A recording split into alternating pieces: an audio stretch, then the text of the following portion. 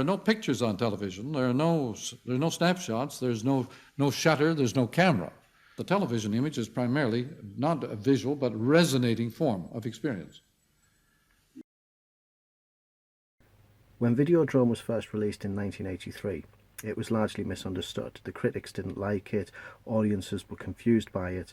But now, with the passage of time, not only is it a classic, but I think a case can be argued that it's one of the most important horror films that's ever been made.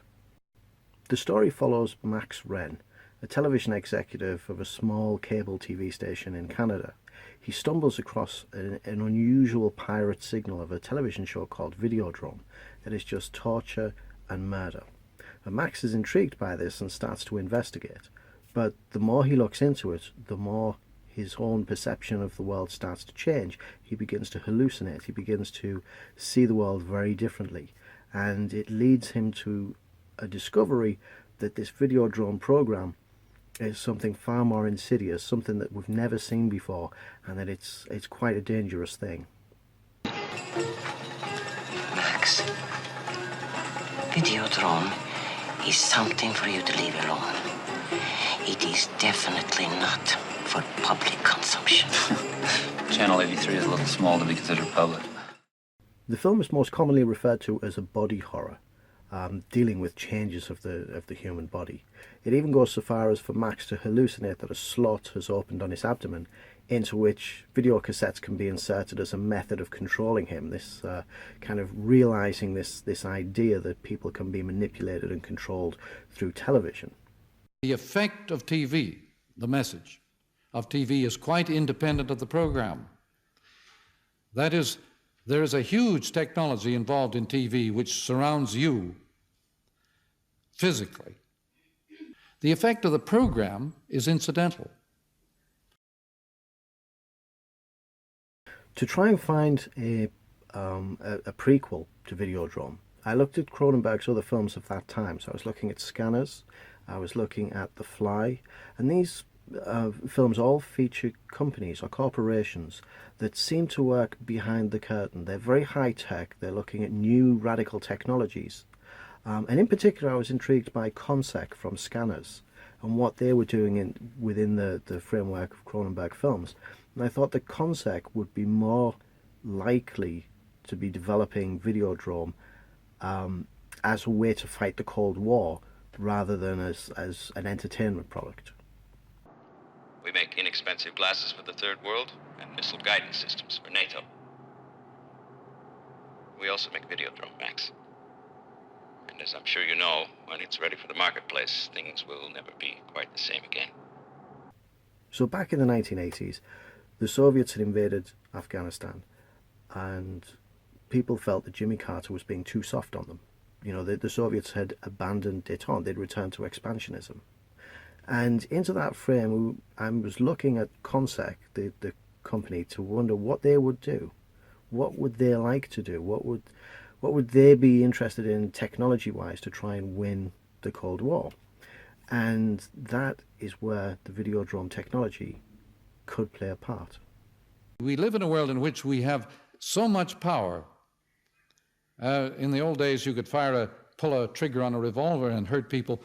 But today, when you trigger these vast media that we use, you are manipulating entire populations. One of the reasons that Videodrome is so prescient is the ideas that were presented back in the early 80s seem to be getting younger. It actually becomes more true as time goes on. And a large part of that is down to the ideas of Marshall McLuhan.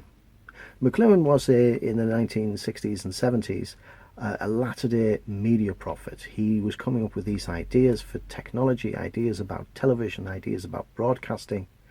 And he had an extraordinary impact on people's thinking of that time. You couldn't turn on a TV, you couldn't open a magazine without seeing a picture of him.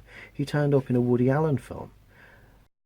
One of the great things you will see in Videodrome is the character of Professor Brian Oblivion, a prophet of media, exactly what McLuhan was.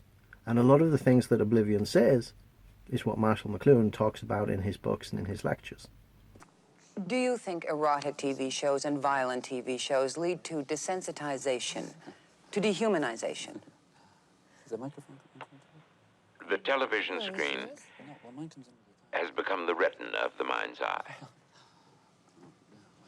Yes. That's why I refuse to appear on television, except on television. Of course, Oblivion is not the name I was born with. That's my television name.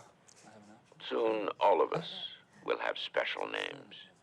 Names designed to cause the cathode ray tube to resonate. Now, because Marshall McLuhan left us so much information, left us lectures and books, and you go and search for him on YouTube, you can find a huge amount. It allowed me to cherry pick, to go through his work and start cherry picking ideas that fit to the story that I wanted to write. In particular, his thoughts about pornography, his thoughts about violence, his thoughts about society in general.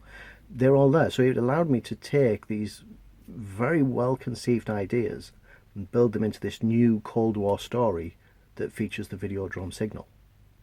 Ordinary people find the need for violence as they lose their identities. So it's only the threat to people's identity that makes them violent. Terrorists, hijackers, these are people minus identity. They are determined to make it somehow, to get coverage, to get noticed. I worked on this book longer than pretty much any other book that I've done because it has to be right. There is a fan base to Videodrome. It has critical support and critical acclaim. There have been essays and books written about the themes of Videodrome, and the fan base will be unforgiving. If I was to produce something that didn't live up to their expectations, then they're going to be harsh in their criticisms, and deservedly so.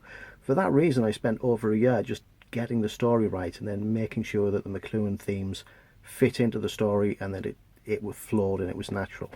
And it was quite scary to actually show it to Videodrome fans, but the good news is, so far, the fan base has been overwhelmingly supportive. So for that reason, I'm quite proud of this.